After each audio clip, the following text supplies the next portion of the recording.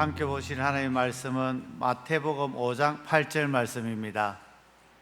마태복음 5장 8절입니다.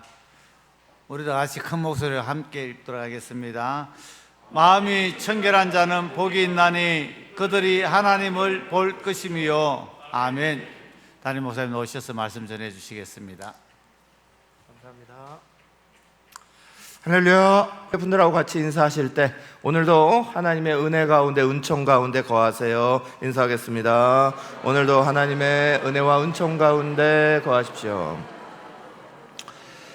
네, 오늘 우리 팔복 찬양 또 먼저 같이 하면서 하나님 말씀 우리 때까지 들었던 오늘 벌써 6번째 말씀인데 같이 잘 생각하시면서 함께 찬송 먼저 하고 우리가 말씀 나누겠습니다.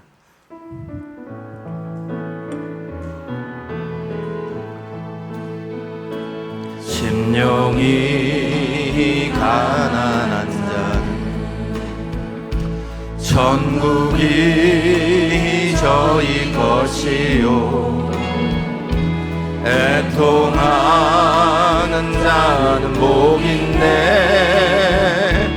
위로를 받을 것이요 온유한 자 복이 있나니 땅을 기업으로 받겠네. 의에 줄이고 목마른 자는 저 입에 부를 것이요 긍휼히 여기는 자는 긍휼히 받겠네. 마음이 정결한 자는 하나님을 볼 것이요 화평케 하는 자는 하나님의 아들이라 일컫네. 의를 위하여 핍박받는 자 천국이 저희 것이라. 내게도 주소서. 내가 복을 받기 원하네.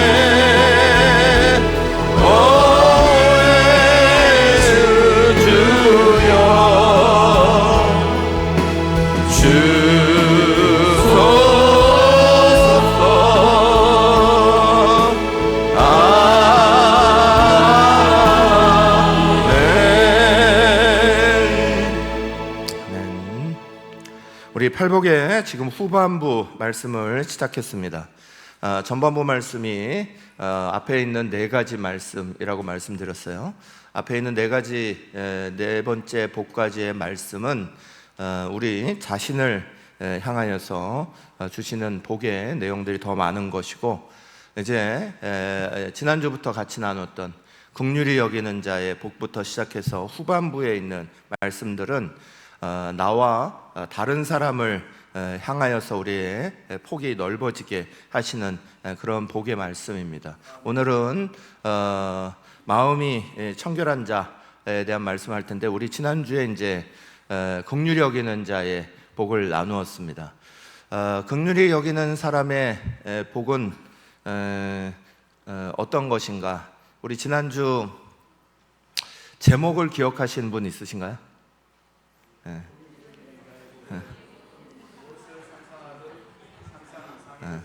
한 주가 지났는데 지난주 거 제목을 기억하신다는 건 놀라운 성도들이에요. 한 주 지나면 보통 제목을 다 까먹고 오시는데 지난주 제목을 기억하신다는 건 아주 훌륭한 성도들이에요. 긍휼히 여기는 자의 복은 무엇을 상상하든 그 이상입니다. 이게 이제 지난주 제목이었어요. 우리가 긍휼히 여기는 자의 복은 우리가 성경에서 무엇을 정말 생각하든 그 이상의 큰 은혜의 복이 주어지는 사건입니다. 그래서 여러분은 우리들의 마음속에 남을 향하여라고 딱 볼 때 이것이 이제 나를 넘어서 다른 사람을 향하는 복의 자리로 나가게 하시는 그 시작점인데, 그 시작점이 불쌍히 여겨야 된다, 긍휼히 여겨야 된다, 이것임을 꼭 기억하시길 간절히 축복합니다. 그래서 이 남이라는 건 나 말고 다른 사람이 다 남이에요. 내 옆에 있는 남편도 남이고 자녀도 남이고 다 남입니다. 다른 사람입니다. 그러니까 집에 있는 우리 남편들 또는 옆에 있는 남편들, 아내들, 또 자녀들 다 불쌍히 여기는 마음으로 자꾸 긍휼히 여기셔야 됩니다. 그리고 우리 교회 생활을 하시면서도 자꾸 불쌍히 여기는 마음이 우리 속에 일어나게 해주십시오. 자꾸 구해야 됩니다. 그 긍휼히 여기는 것 그 하나가 지난주에 말씀 나눴듯이 모세라는 사람을 만들어냈습니다. 그 긍휼히 여기는 것 하나가 출애굽의 놀라운 사건과 오늘까지 이어지는 하나님 말씀 제일 첫 번째 5권의 말씀이 주어지도록 놀라운 사건을 만들었잖아요. 그 말고도 이 긍휼히 여기는 것 그 하나 때문에 일어나는 일들은 이루 말할 수가 없는 거예요. 그래서 성경에는 굉장히 중요한 마음 중에 하나가 긍휼히 여기는 마음이다. 그런데 우리가 잘 가지지 못하는 마음도 긍휼히 여기는 마음이다. 불쌍히 여기는 마음이 잘 안 생겨요. 이런 이유 때문에 저런 이유 때문에 자꾸 긍휼히 여기는 마음이 우리를 떠나갈 때가 굉장히 많습니다. 자꾸 하나님 앞에서 긍휼히 여기는 마음 달라고 구하시기를 축원합니다. 베드로전서 1장 7절 말씀 축복합니다. 너희 믿음의 확실함은 불로 연단해도 없어질 금보다 더 귀하여 예수 그리스도께서 나타나실 때에 칭찬과 영광과 존귀를 얻게 할 것이니라. 아멘. 요즘에 금값이 엄청 비싸졌대요. 이루 말할 수 없이 올라갔대요. 금모기, 금사기 이런 것만 하지 마시고 엄밀히 말하면 불로 연단하여서 없어질 금보다 더 귀한 믿음의 확실함으로 오늘도 살아가시길 간절히 축복합니다. 오늘 마태복음 5장 6절 말씀 다시 한번 읽습니다. 시작. 마음이 청결한 자는 복이 있나니 그들이 하나님을 볼 것이며. 아멘. 거울을 이렇게 보면 거울은 사람의 외모를 비춥니다. 거울하면 가장 먼저 떠오르는 이야기는 백설공주 이야기입니다. 백설공주 이야기는 얼굴만 이쁜 왕비에 대한 이야기로 시작하죠. 거울아 거울아 세상에서 누가 제일 이쁘니. 항상 이쁘기를 바라고 항상 최고이길 바랬던, 그런데 이 거울이 어느 날부터 엉뚱한 소리를 해대기 시작합니다. 지금부터 자라나고 있는 백설공주가 당신보다 더 이뻐집니다. 이 한마디를 안 했으면 악마의 본성이 드러나지 않았을 건데 어느 틈엔가 악마의 본성이 그에게서 자라나서 그래서 이 거울 때문에 결국은 바뀌어지는 이제 그런 사건에 대한 이야기죠. 거울은 사람을 비춥니다.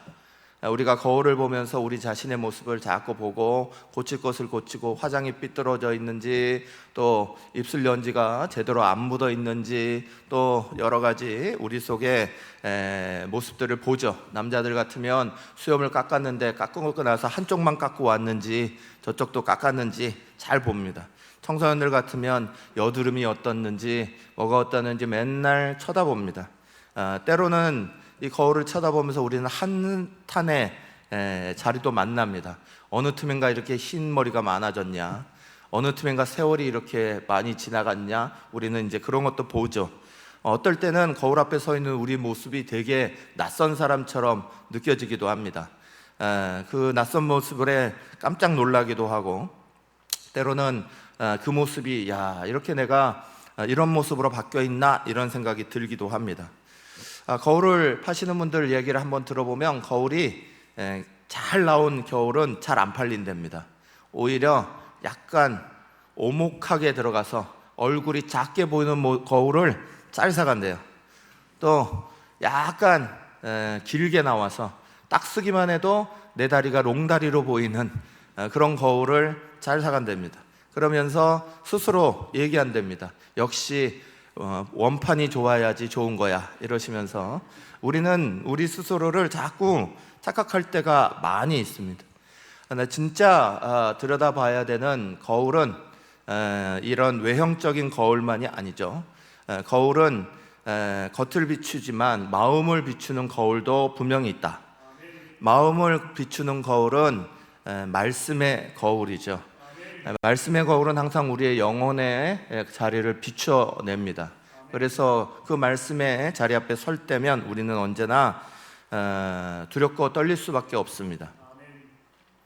공자 선생님께서는 이런 얘기를 했어요. 하루 3번은 자신을 돌아봐라. 사람이 아침에 일찍 일어나서 세수를 하고 또 손이 더러우면 곧 씻을 줄을 알면서 마음에 낀 때는 어찌 모르는가, 이런 말을 남겼습니다. 우리는 우리 자신의 마음 속에 있는 것을 잘 모를 때가 많습니다. 오늘 말씀을 쭉 나누고 있는 이 6번째 복은 다시 말씀드리지만 나를 향한 복만이 아닙니다. 이 복은 타인을 향하여서 나가고 있는 모습이 나타나는 복입니다.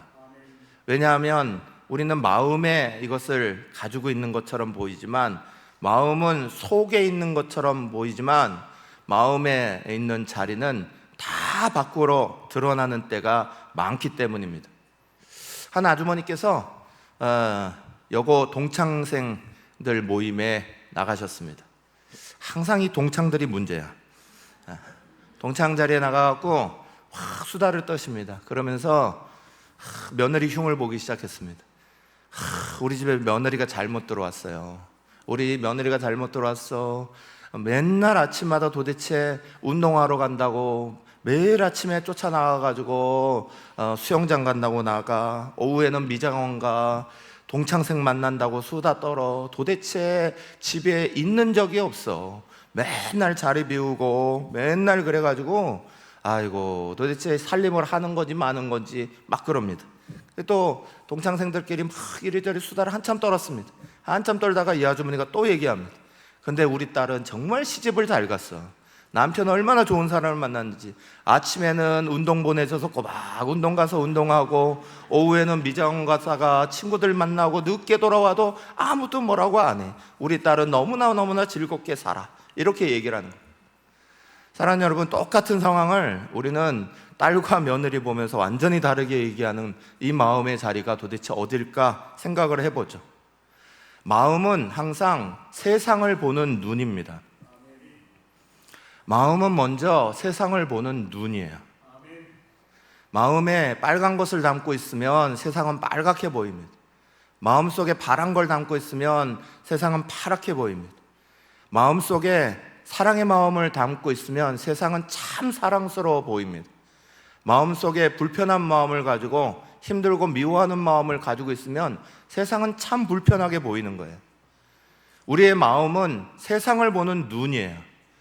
우리의 마음속에 뭘 담고 있느냐에 따라서 세상이 어떻게 보이냐 완전히 달라지게 됩니다. 하나님은 아브라함을 믿음의 사람으로 만드실 때 그에게 약속을 주셨습니다. 그 약속은 정말 그의 자손이 땅의 모래 같고 하늘의 별과 같이 많아질 거다 약속하셨어요. 그리고 아브라함이 믿음의 눈을 열어서 그 소망의 눈을 가지고 하나님이 주신 약속대로 그것을 보기를 바라셨습니다. 그런데 아브라함의 마음에 믿음을 가지지 못할 때가 있었습니다. 그때 아브라함은 이걸 인위적인 방법으로 풀어내려고 했습니다. 그래서 여종을 통하여서 이스마엘을 낳았습니다. 그 이스마엘을 낳은 바람에 지금까지도 종교전쟁이 지금 벌어지고 있는 거잖아요. 아브라함에게 하나님은 믿음의 눈을 열어서 정말 하나님이 주시는 그 자손들에 대한 소망이 보이기를 원했습니다. 그러나 믿음이 없었던 아브라함은 그것을 처음에 보지 못해요. 그러나 믿음의 자리가 자기의 마음속에 차지하고 난 다음에는 아브라함이 드디어 땅에 모래 같은 것들이 다 내 자손 같은 것임을 믿었습니다. 하늘에 별과 같은 것이 다 내 자손들이 일어날 것이라는 걸 믿게 됩니다. 사랑하는 여러분, 하나님께서 우리에게 주신 그 약속도 우리가 어떤 마음으로 들여다보냐, 어떤 마음으로 보고 있느냐에 따라서 그것이 우리 속에 보여지기도 하고 보여지지 않기도 하는 겁니다. 마음은 항아리와 같습니다. 그 항아리에 뭘 담느냐에 따라서 그 항아리 이름이 달라지는 겁니다. 물을 담아 놓으면 물항아리가 됩니다. 그래서 떠다 주면 물을 떠다 주는 거죠. 거기다가 꿀을 담아 놓으면 꿀단지가 되는 겁니다. 그래서 거기서 나와서 퍼다 주면 항상 달달한 꿀이 나가게 되는 거예요. 거기에다가 꿈을 담아 놓고 그리고 그 꿈을 퍼다 나르기 시작하면 그건 꿈단지가 되는 겁니다. 비전단지가 되는 거죠. 우리의 마음속에 뭘 담고 있느냐는 항상 속으로 들어가는 게 아니라 다 밖으로 드러나게 되어 있는 겁니다. 우리가 악한 마음을 가지고 살아가면 그 악한 마음이 어느 틈엔가 우리의 행동과 얼굴 표정과 눈 속에서 또 우리의 입술 속에서 다 밖으로 드러나게 되는 겁니다. 선한 마음을 우리의 마음속에 담고 살면 어느 틈엔가 그 선한 마음이 우리의 말과 행동 속에 다 드러나고 밖으로 나타나게 됩니다. 그래서 마음은 감추어진 게 아닙니다. 마음은 항상 보여지는 겁니다. 마음을 볼 수 있는 건 그 사람의 말과 행동과 눈, 모습 속에서 이미 다 보게 됩니다. 사랑하는 여러분, 마음은 세상을 보는 눈이기도 하고 마음은 우리 속에 뭘 담고 있느냐를 다 보여주는 그런 자리이기도 합니다. 예수님께서 제자들과 함께 식사를 이렇게 하게 됐는데 워낙에 배가 고팠는지 그 제자들이 손도 씻지 않고 막 빨리 먹게 됐습니다. 이를 본 사람들이 거기에 대고 한참 뭐라고 했습니다. 유대인들의 중요한 전통은 항상 집에 들어가면 발도 씻어야 되고 또 손을 씻어야 됩니다.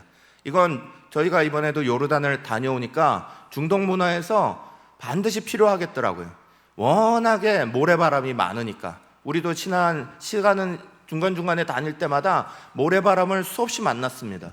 그러니까 그 모래바람이 덮치고 막 이렇게 되면 다 손과 발이 다 그렇게 되는 게 또 걸어 다니는 사람들이 그렇게 다니 당연하게 생각하는 아주 중요한 전통입니다. 그래서 우리가 가나 혼인잔치에서 봤듯이 집에 딱 들어가는 그 입구에는 항상 항아리가 놓여 있습니다. 큰 항아리가 놓여 있는데 거기에는 다 물이 차 있습니다. 이 물로 들어가면서 발을 씻고 손을 씻고 그렇게 하는 겁니다. 그런데 이 제자들이 얼마나 배가 많이 고팠는지 급하게 먹느라고 그냥 손을 씻지 않고 밥을 먹고 있는 그 모습을 보고 사람들이 비난했습니다. 그 비난을 보고 듣고 예수님께서 마가복음 7장 18절에서 23절에 중요한 말씀을 하셨습니다. 한마디씩 우리가 같이 한번 읽겠습니다. 예수께서 이르시되 너희도 이렇게 깨달음이 없느냐? 무엇이든지 밖에서 들어가는 것이 능히 사람을 더럽게 하지 못함을 알지 못하느냐? 이는 마음으로 들어가지 아니하고 배로 들어가 뒤로 나감이라. 이러므로 모든 음식물을 깨끗하다 하시니라. 또 이르시되 사람에게서 나오는 그것이 사람을 더럽게 하느니라. 속에서 곧 사람의 마음에서 나오는 것은 악한 생각 곧 음란과 도둑질과 살인과 간음과 탐욕과 악독과 속임과 음탕과 질투와 비방과 교만과 우매함이니 이 모든 악한 것이 다 속에서 나와서 사람을 더럽게 하느니라. 아멘. 예수님께서 얘기하셨습니다. 제자들이 물론 실수했습니다. 그러나 그 실수를 가지고 비난하고 있는 사람들을 향하여서 예수님께서 거꾸로 말씀하시기를 얘들이 손을 씻지 아니하고 먹는 건 기껏해야 배탈 나는 정도밖에 아니라는 거예요. 기껏해야 배탈 나는 정도로 그냥 먹고 속이 뒤에서 나가면 끝나는 이야기라는 겁니다. 마음으로 들어가는 얘기가 아니라는 겁니다. 마음에서 나오는 것은 오히려 그것을 비방하고자 하는 마음이죠. 다른 사람의 실수를 덮어주지 못하는 마음, 그것을 속에서 악한 마음, 악한 생각으로 쏟아져 나온다는 거예요. 그것이 사람을 더럽게 하는 것이지 들어가는 것이 조금 문제 있다고 거기에 큰 문제가 있는 건 아니라는 거예요. 사랑하는 여러분, 오늘 우리에게는 이 말씀을 먼저 잘 기억하실 필요가 있습니다. 마음이 청결해진다는 것, 하나님 말씀 속에서 우리 자신을 들여다볼 때 우리 속에서는 과연 뭘 담고 있나? 우리 속에는 과연 하나님의 선한 것을 우리 속에 담고 있는지, 아니면 우리 생각에 여러 가지 무거운 것들, 많은 것들을 담고 있는지 우리는 먼저 가만히 생각해 봐야 합니다. 그리고 그 말씀 속에 오늘 말씀을 들여다봅니다. 마태복음 5장 8절 상반절 다시 읽습니다. 마음이 청결한 자는 복이 있나니. 아멘. 여기서 청결하다는 헬라어는 카다로스라는 단어입니다.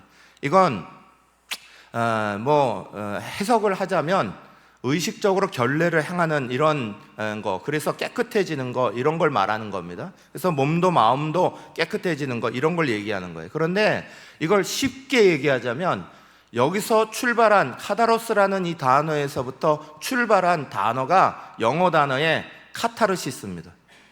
심리학적 용어인 카타르시스. 카타르시스는 말 그대로 그것이 우리 가운데 깨끗함을 입었다는 거예요. 정화됐다는 거예요. 우리 속에 뭔가가 타고 왔을 때 희열을 느낄 정도로 확 일어나는 그 깨끗함이 우리 안에 있다는 거예요. 예를 들어 여러분들이 세수를 했습니다. 세수하고 났을 때 느끼는 그 느낌, 그동안 막 찝찝했는데 뭔가가 막 묻어있는데 샤워를 쫙 하고 났을 때 느끼는 그 신선한 느낌, 그게 영적인 카타르시스예요. 청결이라는 말이에요. 하나님 말씀이 우리 가운데 딱 다가왔을 때 그 말씀이 우리 속에서 일으키는 건 그 느낌을 받게 만드신다는 거예요. 우리가 뭔가가 딱 느껴졌을 때, 와, 우리가 하나님 말씀을 그러네, 그러면서 우리 자신이 깨끗함을 느끼게 되는 거. 우리가 그동안 복잡했는데 뭔가 하나님의 은혜로 확 다가왔을 때 이 모든 복잡했던 것들이 다 날아가 버린 느낌을 받고 깨끗함을 느끼는 걸 느끼는 것. 사랑하는 여러분, 마음이 청결한 것은 바로 그런 겁니다. 우리가 마음이 청결한 건 하나님 말씀 속에서 우리 생각의 사고가 확 문이 열리는 거예요. 우리 안에 답답했다고 생각했던 것들이 어느 순간인가 확 문이 펴져버리는 것을 말하는 거예요. 러시아의 대문호였던 톨스토이는 글을 그렇게 잘 썼는데도 외모 컴플렉스 속에 거의 반평생을 살았습니다. 반평생 동안을 그 잘 쓰는 글 솜씨를 가지고 사람들이 인정해 주는 걸 들으면서도 나처럼 못생긴 사람은 사람의 인정을 받지 못할 거야 라는 생각이 자기의 마음에 가득 들었던 사람입니다. 반평생을 허비하고 나서 그 사람은 예수를 만납니다. 진짜로 예수님을 만납니다. 그리고 나서 참회록이라는 글을 남기죠. 우리에게 있어서 아주 인류의 문화가 유산이 된 고백록, 참회록이라는 글을 남깁니다. 진짜 예수를 만나며 내 속에서 느꼈던 그 모든 것들이 풀려지는 순간에 대한 것들을 말씀으로 남깁니다. 회심하며 돌아선 그 순간의 놀라움을 기록하고 남깁니다. 그리고 나서 톨스토이는 자기 외모 컴플렉스에서 완전히 벗어났습니다. 외모 문제는 아무것도 아니라는 걸 알게 됩니다.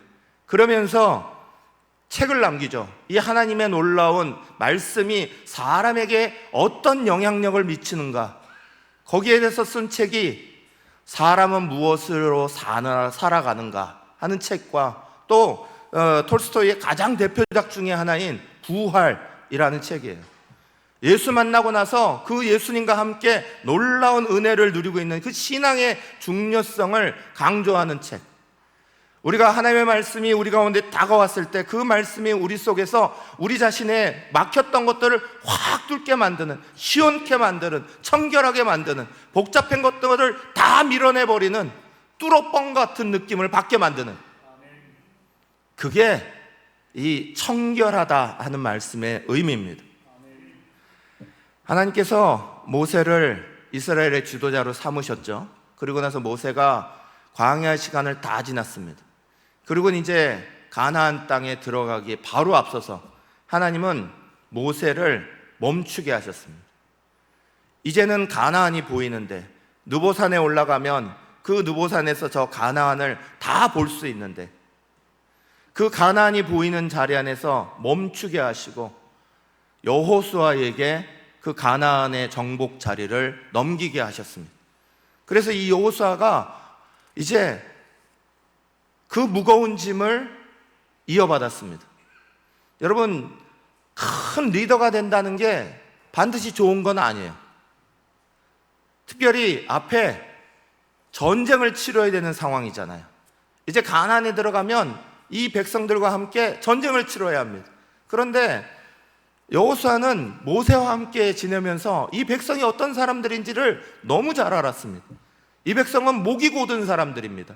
늘 하나님 앞에 뭐만 하면 반항하고 하나님 앞에 잘못하고 하나님 말씀에 순종적이지 않았습니다. 그들을 데리고 이 가나안 땅에 들어가려고 하니 정말 앞이 깜깜했습니다. 두려웠습니다. 이 전쟁을 어떻게 치러야 하지? 그리고 저기에 들어가면 제일 먼저 만나는 성은 여리고입니다. 여리고는 난공불락의 성으로 알려져 있고, 그 여리고는 아주 견고한 진이고 아주 강한 군사가 지키고 있는 자리입니다. 그래서 두려워 떨고 있는 이 여호수아에게 하나님은 여호수아서 1장 7절의 말씀을 주셨어요. 함께 읽습니다. 오직 강하고 극히 담대하여 나의 종 모세가 내게 명령한 그 율법을 다 지켜 행하고 우로나 좌로나 치우치지 말라. 그리하면 어디로 가든지 형통하리니. 아멘. 여러분, 이 말씀의 의미가 뭔지 아십니까? 이 말씀은 그냥 마음 조금 강하게 해라 이런 말씀의 의미가 아니에요. 이 말씀이 주는 제일 중요한 의미는 넌 지금 뭘 보고 있니? 그거예요. 너는 네 마음속에 뭘 담아놓고 있니? 그 말이에요. 두려움을 담아놓고 있니? 걱정을 담아놓고 있니? 백성들이 너를 안 따라올 거 거기에 대한 생각들을 담아놓고 있니? 너의 마음속에는 도대체 뭐가 담겨 있니? 그 말씀이에요.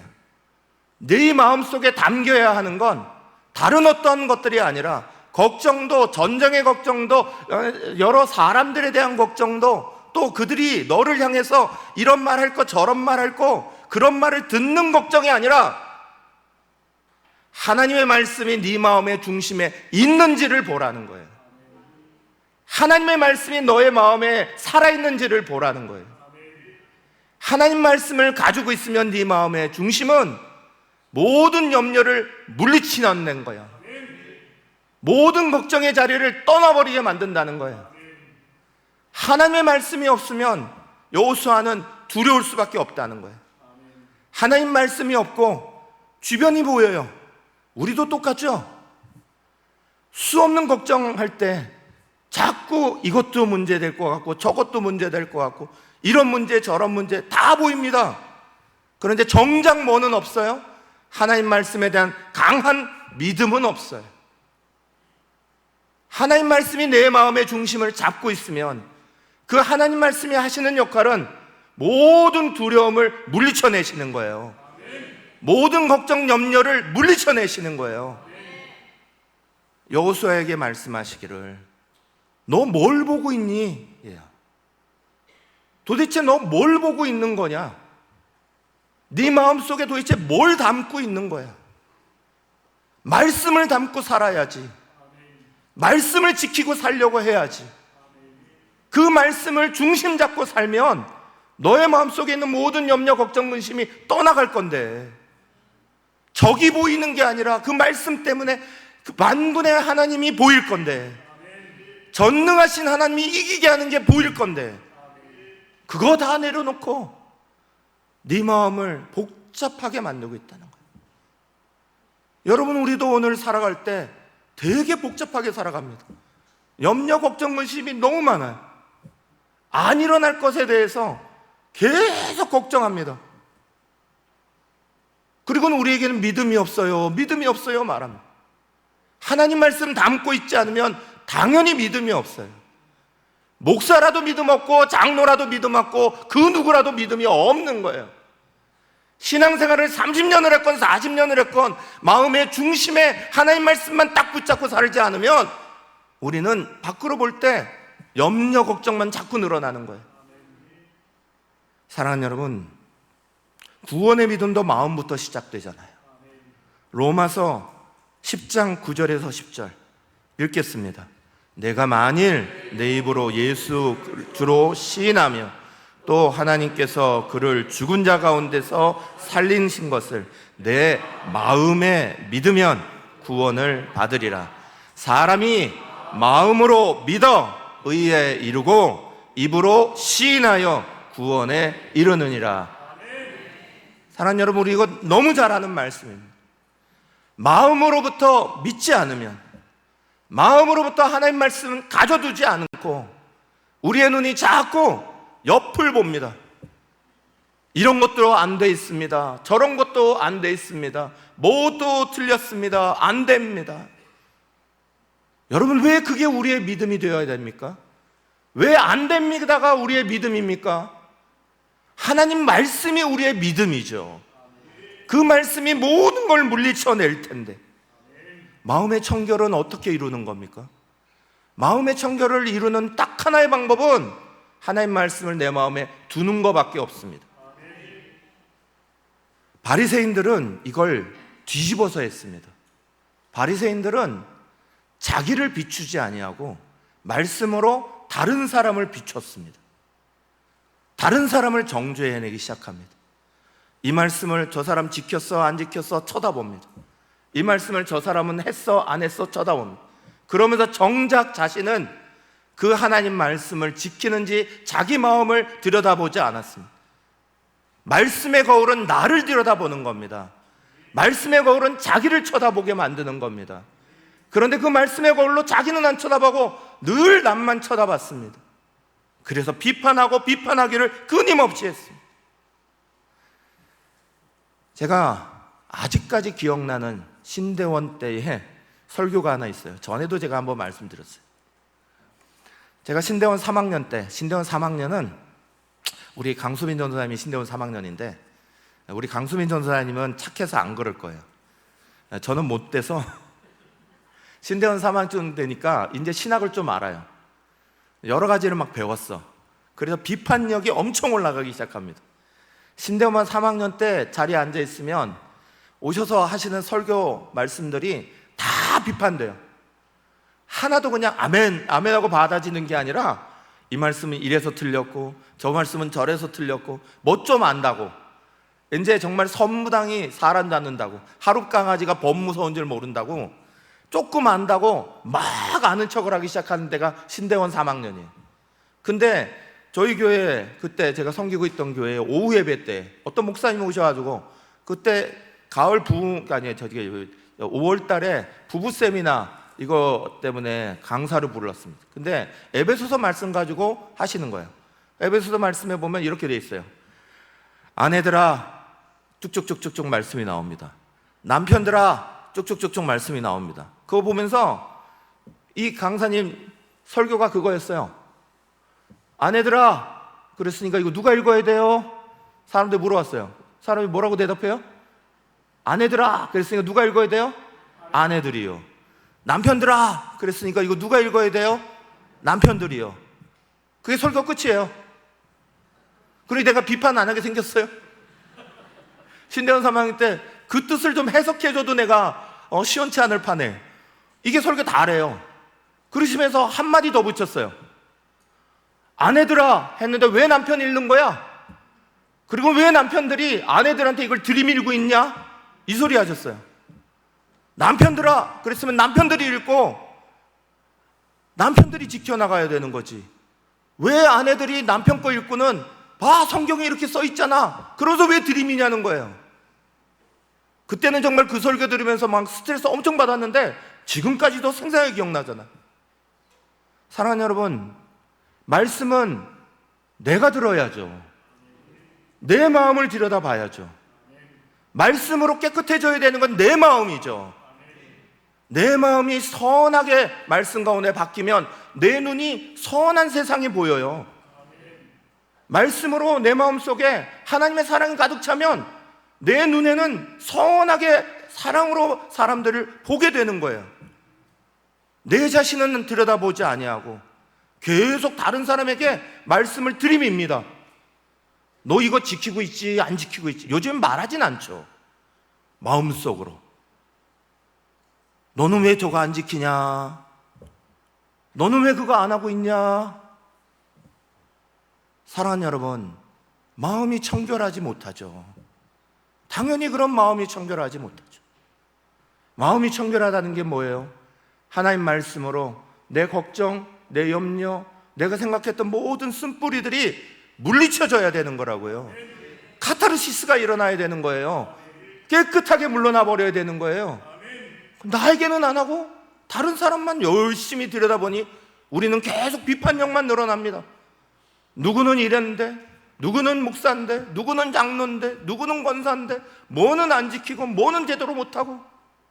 사랑하는 여러분, 우리의 마음이 정결해진다는 이야기는 하나님 말씀이 내 마음의 영혼의 거울이 되어 나를 깊이 들여다보게 한다는 거예요. 내 마음속에 감추어둔 자리까지, 어두컴컴해 있는 자리까지 다 비추게 만드시고, 그것들로 내가 주님 앞에 잘못했습니다 회개하게 만드시고 고치게 만드시고, 그러한 사람이 어떠한 복을 받아요? 하나님을 볼 것이다.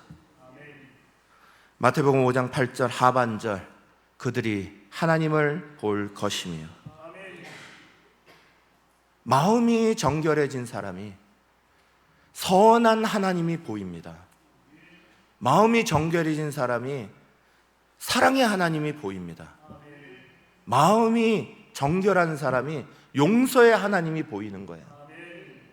은혜의 하나님, 말할 수 없는 그 사랑의 하나님이 보이기 시작하는 건 내 마음의 자리가 그걸 볼 수 있을 때 일어나는 거예요. 한 아기가 이제 한 서너 살 정도 된 아이가 엄마 생일이라고 선물을 사주겠다고 자기 저금통 가지고 속옷 가게로 갔습니다. 기특하잖아요. 근데 이 아이가 속옷 가게 가서 엄마 속옷을 달라고 하는데 속옷 가게 아저씨가 그냥 줄 수 있나요? 아무거나 줄 수는 없잖아요. 그래서 네 엄마 키가 어떻게 되니? 등치가 어떻게 되시니? 그랬더니 이 아이가 하는 말, 우리 엄마 세상에서 제일 이뻐요. 우리 엄마 최고예요. 그러는 거예요. 그러면서 우리 엄마는 너무 날씬해요. 너무 예뻐요. 막 자랑을 막 해요. 그래서 가게 주인이 어떻게 하겠겠어요? 제일 작은 사이즈를 내줬습니다. 그랬더니 엄마가 다음 날 왔어요. 어떻게? 바꿔달라고. 그리고 뭘 가져갔어요? 제일 큰 걸 가져갔어요. 근데 아이의 눈에는 연예인이 보이는 게 아니야. 내 엄마가 최고야. 내 엄마가 최고로 이쁜 아이인 거야. 그 아이의 눈에 엄마가 그렇게 보이니까, 그러니까 그렇게 다르려고 하는 거죠. 여러분, 오늘 우리는 도대체 뭘 보고 있는 겁니까? 우리의 마음은 뭘 담고 있는 겁니까? 그 마음에서 우리의 입에는 뭐가 나오는 겁니까? 어떤 생각이 우리를 지배하고 있는 겁니까? 마음이 청결하다는 건 말대로 하나님 말씀으로 내 모든 잡생각과 내 모든 근심과 걱정이 다 물리쳐져야 돼요. 그게 청결해지는 거예요. 말씀 때문에 내 속에 있는 것들이 물러나 버려야 되는 거예요. 말씀 때문에 힘이 나야 되는 거예요. 두려워했던 것도 담대해지는 거고, 말씀 때문에 이길 수 있다는 생각이 드는 거고, 말씀 때문에 할 수 있다는 생각이 드는 거고. 그런데 말씀을 안 담고 염려, 걱정, 근심은 내 마음에 가득 담아요. 그러면서 나는 청결하다 말할 수 있나요? 마음이 청결하다 말할 수 있나요? 우리가 불교입니까? 마음을 비우면 청결해지는 거게? 공이 청결해진 건가요? 아무 생각 안 하고 있는 게 청결해진 건가요? 사랑하는 여러분, 착각하지 마세요.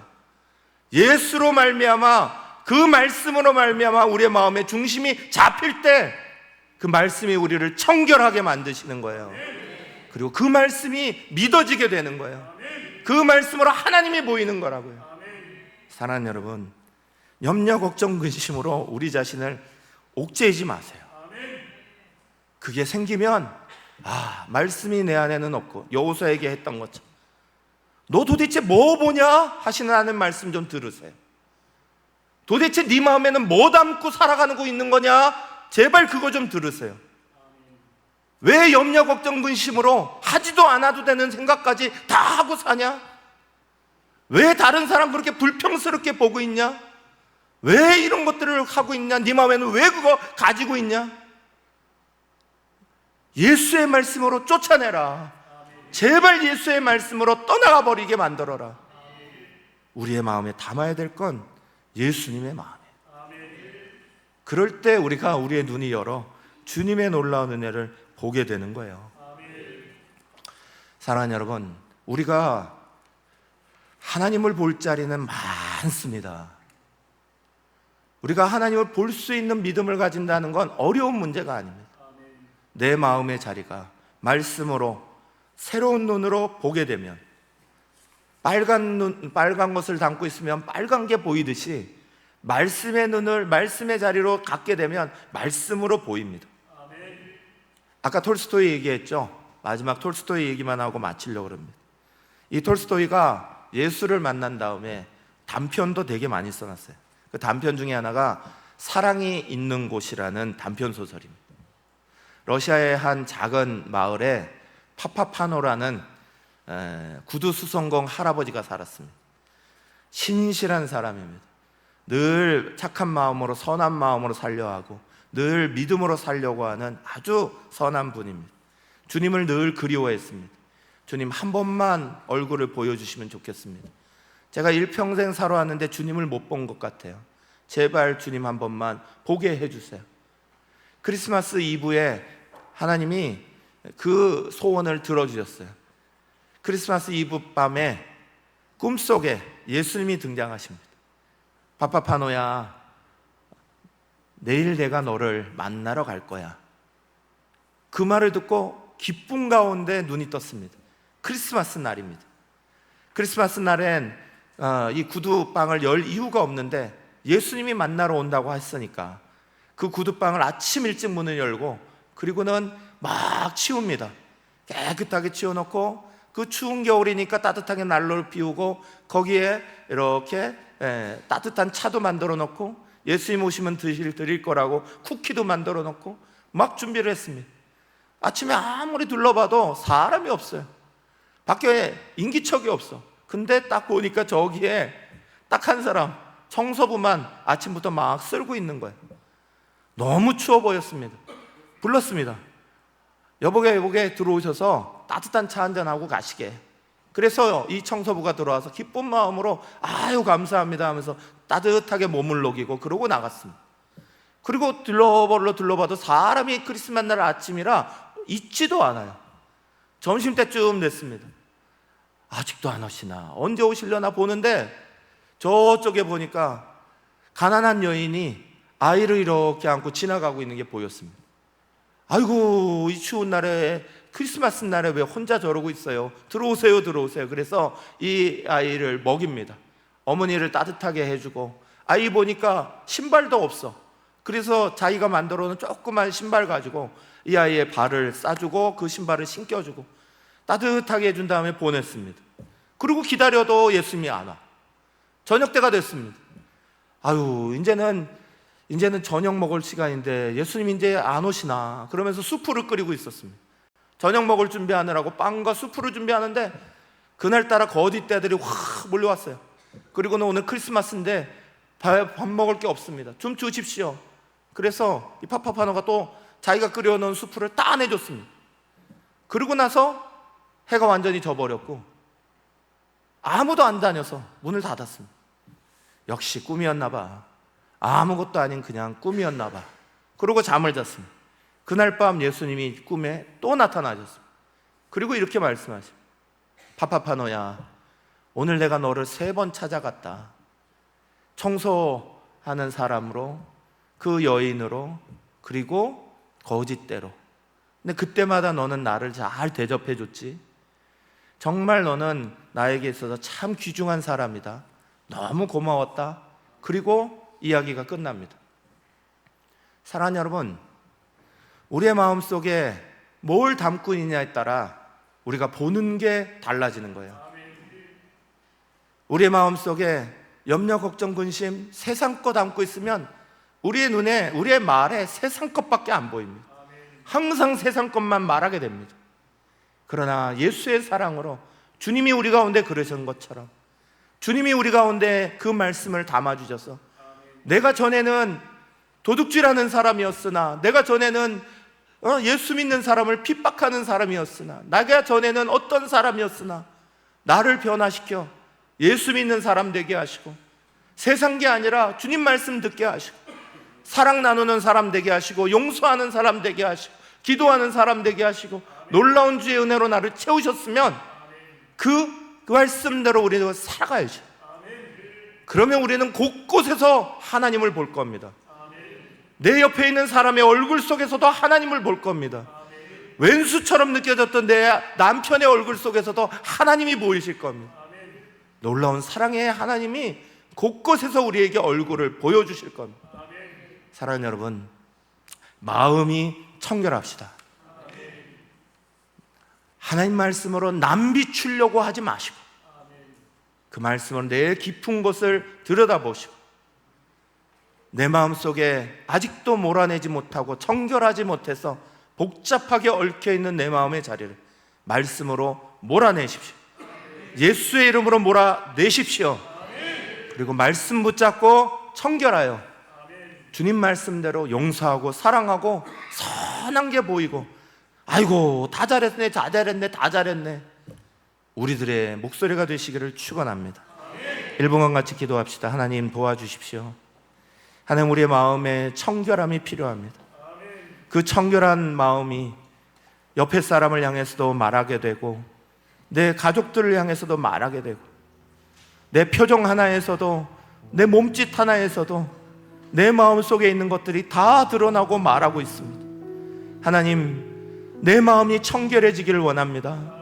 주의 말씀 가운데 더러워져 있는 것들, 복잡해져 있는 것들이 다 떠나가고 주님 말씀 안에서 청결함을 만나게 하여 주시옵소서. 새로움을 만나게 하여 주시옵소서. 주여 외치고 함께 기도합니다. 주여 아버지,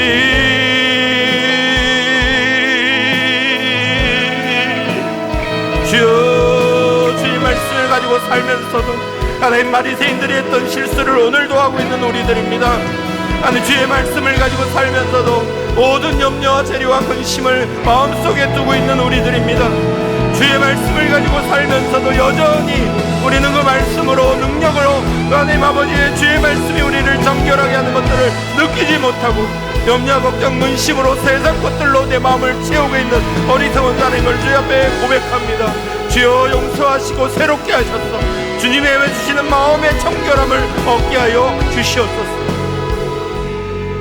살아계시고 역사하시는 하나님, 우리 사랑하는 성도들이 주님의 말씀을 받고 그 말씀 안에서 우리의 마음의 깊은 곳, 내가 건드릴 수 없는 자리, 내가 몰아내버릴 수 없는 염려, 걱정, 내가 할 수 없는 그 자리를 성령님 도움받아 깊이 들여다보게 하여 주시옵소서. 주님과 함께 청소할 수 있도록 도와주십시오. 내 마음의 자리 하나하나를 청소해내고 주님의 말씀이 내 마음속에 자리 잡아서 선하신 주님이 보이게 하여 주시옵고, 사랑의 주님이 보이게 하여 주시옵고, 용서의 주님이 보이게 하여 주시옵소서.